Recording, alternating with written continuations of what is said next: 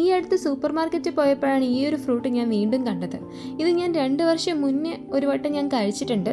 അന്ന് ഇതിൻ്റെ ടേസ്റ്റും കാര്യങ്ങളൊന്നും എനിക്ക് വലിയ ഇഷ്ടമായിട്ടുണ്ടായിരുന്നില്ല. ഇന്നിപ്പോൾ ഞാൻ ഈ ഫ്രൂട്ട് വീണ്ടും കണ്ടപ്പോൾ ഒരു കൗതുകത്തിൻ്റെ പേരിൽ വാങ്ങിയതാണ്. ഇത് കിട്ടിയപ്പം ഇപ്പം എനിക്ക് തോന്നുന്നു ഒരുവിധം എല്ലാ സൂപ്പർ മാർക്കറ്റിലും ഇങ്ങനത്തെ ടൈപ്പ് ഫ്രൂട്ട് ഉണ്ട്. ഇത് നമ്മുടെ നാട്ടിൽ അങ്ങനെ കണ്ടുവരുന്നതല്ല.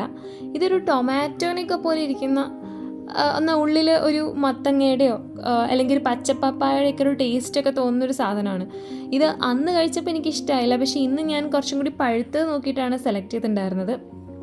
ഇന്ന് ഞാനിത് വീട്ടിലോട്ട് വാങ്ങിക്കൊണ്ടുവന്ന് മുറിച്ച് ജസ്റ്റ് ഒരു ജ്യൂസൊക്കെ ആക്കാമെന്ന് വിചാരിച്ചിട്ട് വാങ്ങിയതായിരുന്നു. ഈ ഐറ്റം ഫസ്റ്റ് സൂപ്പർ മാർക്കറ്റിൽ നിന്ന് കണ്ടപ്പം ഇത് ഫ്രൂട്ടാണോ അതോ ഇത് വെജിറ്റബിൾ ആണോ എന്നൊരു കൺഫ്യൂസിങ് ഉണ്ടായിരുന്നു. പിന്നെയാണ് ഇതൊരു ഫ്രൂട്ടാണെന്ന് മനസ്സിലായത്. ഇത് ഗൂഗിൾ ചെയ്തപ്പോഴാണ് ഇതിൻ്റെ പേര് മനസ്സിലായത്. ഇത് പേഴ്സിമൺ എന്ന് പറഞ്ഞൊരു ഫ്രൂട്ടാണ്. ഇത് ചൈന, ജപ്പാൻ എന്നൊക്കെ വരുന്ന ഒരു ഇമ്പോർട്ടഡ് ഫ്രൂട്ടാണ്. നമ്മുടെ നാട്ടിലധികം കണ്ടുവരുന്നൊരു ഫ്രൂട്ടല്ല. ഇതിൻ്റെ ടേസ്റ്റ് ആണെങ്കിലും ബാക്കി ഫ്രൂട്ട്സ് പോലെ ഭയങ്കര മധുരമുള്ളൊരു ഫ്രൂട്ടല്ല. ഒരു ചെറിയ മധുരമായിട്ടുള്ള എന്നാൽ കുറച്ച് കട്ടിയായിട്ടുള്ള ഒരു ഫ്രൂട്ടാണ്.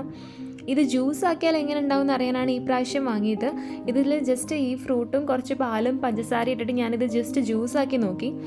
ജ്യൂസാക്കിയപ്പം അത്ര വലിയ ടേസ്റ്റ് എന്ന് പറയാനില്ല, പക്ഷെ കുഴപ്പമില്ല. നമുക്ക് ഓക്കെ ആയിട്ട് കുടിക്കാൻ പറ്റുന്നൊരു ടേസ്റ്റുള്ളൂ. അല്ലാണ്ട് എനിക്ക് തോന്നുന്നത് വെറുതെ കഴിക്കാനാണ്